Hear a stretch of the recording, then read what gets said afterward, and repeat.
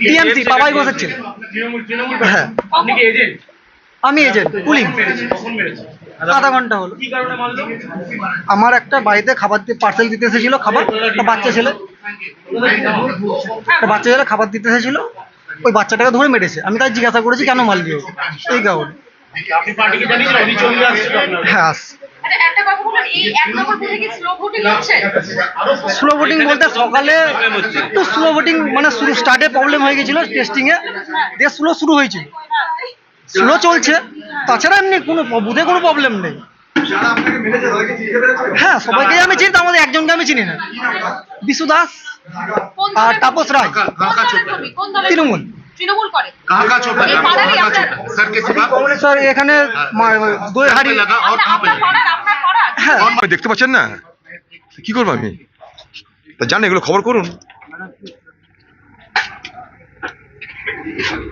ভোটের শেষ বেলায় এভাবে আক্রমণ ওদের টার্গেট হচ্ছে শেষ বেলা কিছু বুথ লুট করা। এই যে বুথ, এটা 1 নম্বর বুথ, এটা প্রথম কথা স্লো পোলিং হচ্ছে। স্লো পোলিং এর জন্য সেখানে এমনি ভোটের পার্সেন্টেজ কম, পোলিং পার্সেন্টেজ কম। সকাল থেকে স্লো পোলিং করার পিছনে যে কি রহস্য আমার জানা নাই। সব বুথে প্রায় 90% ভোট হয়ে গেছে, কিন্তু এখানে এখনো পর্যন্ত 60 ক্রস করছে না।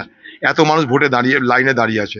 এরকম কিছু কিছু বুথ আছে যেগুলোকে ওরা শেষ বেলায় দখল করবার চেষ্টা করছে, ফলস ভোটিং করার চেষ্টা হয়েছে। তাই পরিকল্পিতভাবে এজেন্টের গায়ে হাত দেওয়া হয়েছে।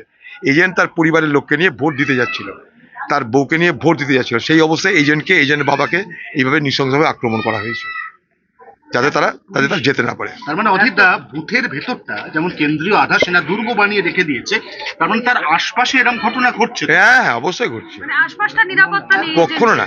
বুথটা হয়তো নিরাপদ, বাকি কিছু নিরাপদ না। কিন্তু কেন্দ্রীয় বাহিনী বলেছিল বুথ থেকে 100 মিটার দূরে। 100 মিটার তো, এটা 100 মিটার দূরে বেশি আছে।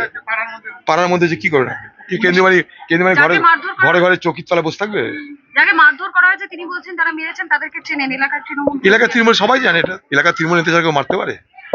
পুলিশও জানে, এখানকার পুলিশ জানে, এখানকার যে স্থানীয় পুলিশ তাদের পুরো মদত আছে এই ব্যাপারে। তার মধ্যে আইসি ছিল, তাকে সরিয়েছে, আরেকটা আছে এখানকার টাউন বাবু, এখানকার আরো ওসি টসি, তারা পুরো বদমাইশি করছে। তারপরে যে গ্রাসরুটে যে পুলিশ যারা আছে তারা পুরো এদের মদতে আসে। এরা এরকম আরো কয়েকটা জায়গায় আজকে করাবে, এখনই করাবে।